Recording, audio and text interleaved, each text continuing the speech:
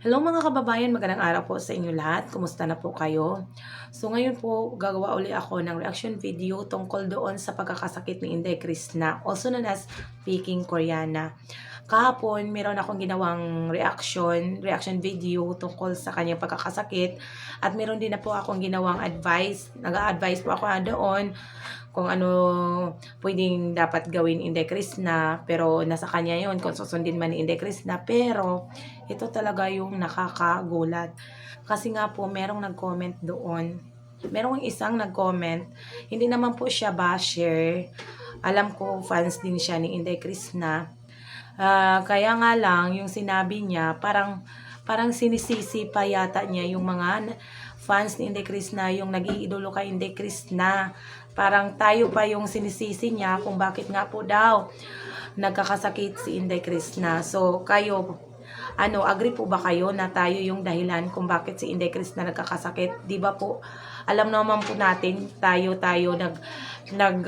nagdadasal na magiging okay yung iniidolo natin, o maging okay yung pamumuhay niya, magiging successful niya. Pero itong sinabi ng taong to, hindi ko na lang po pangalanan, pero sinabi niya po talaga na mga demanding daw po tayo.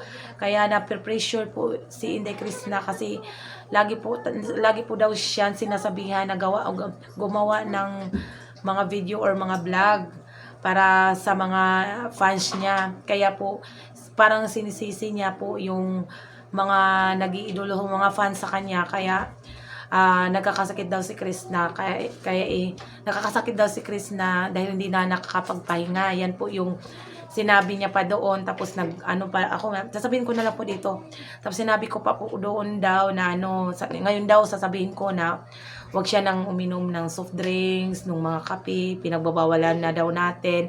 Hindi ko naman po pinagbawalan, advice ko lang din po yun sa kanya. Nasa kanya na rin po kung susundin ni Inday Krishna. Pero tayong mga fans, tayong mga nag-iidolo, tayo tumutulong kay Inday Krishna na lumaki yung mga views niya, yung mga subscriber niya. Hindi kami naghihiling na magkakasakit yung iniidolo namin. Kami, naghihintay lang kami kung kailan mag-upload si Inday Krishna. Hindi namin alam yung ibang tao kung mini-message si Inday Krishna.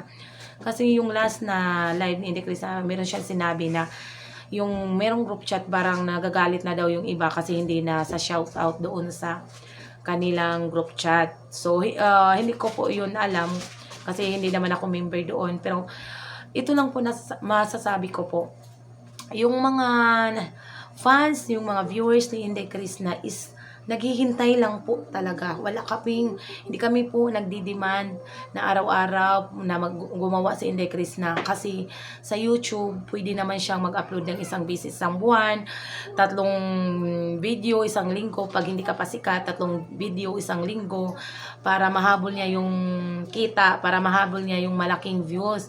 Pero kung sikat ka na, tingnan nyo yung ibang mga sikat na mga vlogger, yung mga million na yung mga subscriber. Sa isang linggo, example si Ivana, sa isang buwan, isang beses na lang po talaga siya nag-upload kasi yung mga dati niyang mga video, kumikita na din po yun. Kahit hindi siya nag-upload araw-araw, linggo-linggo, yung mga dating video niya is kumikita until now, until ngayong araw na to.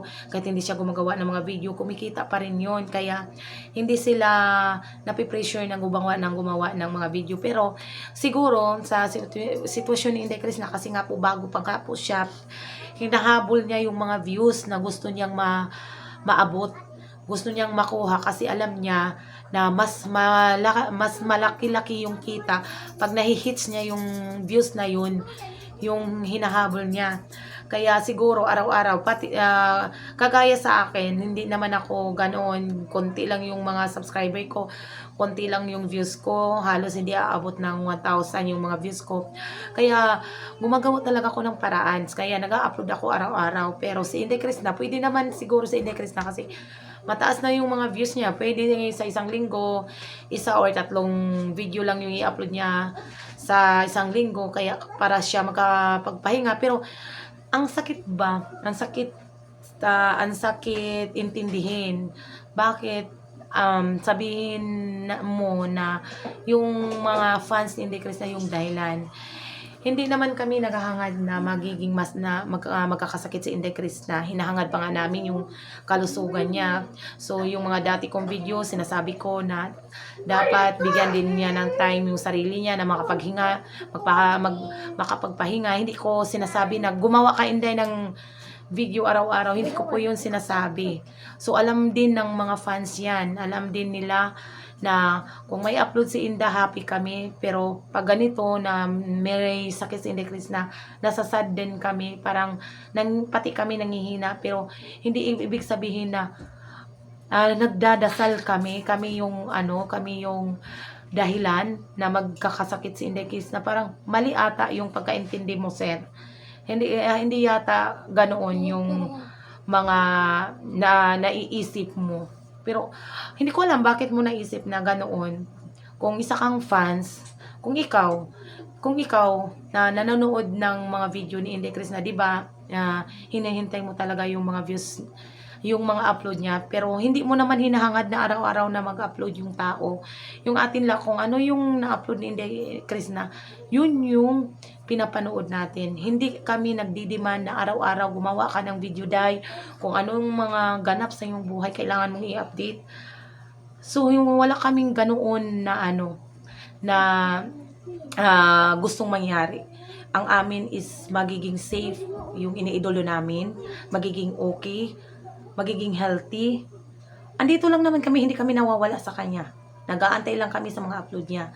At wag mo pong sabihin na mga demanding yung mga fans ni Inday Chris na wag mong ilahat po, sir. Siguro yung iba is mga demanding kay gusto nila shout out dun sa mga live ni Inday Chris na. Pero kaibahin yung mga ibang fans ni Inday Chris na naghihintay lang po kung anong meron sa kanya, anong magandang nangyayari, kasi na happy kami kung ano man yung nakakamit ni Inday Chris na. Yung mga advice yung mga advice ko parang minamasama mo pa. So nasa kay Inday Chris na yun kung susundin niya. Hindi ko naman sinabi na Day, tumigil ka na sa iinom ng mga soft drink. Hindi ko naman, advice ko lang po kung pwede maiwas-iwasan niya na konti yung pag-iinom ng mga ganoon. Hindi ko sinabi na i-stop niya. So parang minamali mo pa ata, sir. Yung amin naman is pagsuporta sa iniidolo namin. Ngayon lang ako nagsalita sa maraming mga bashers.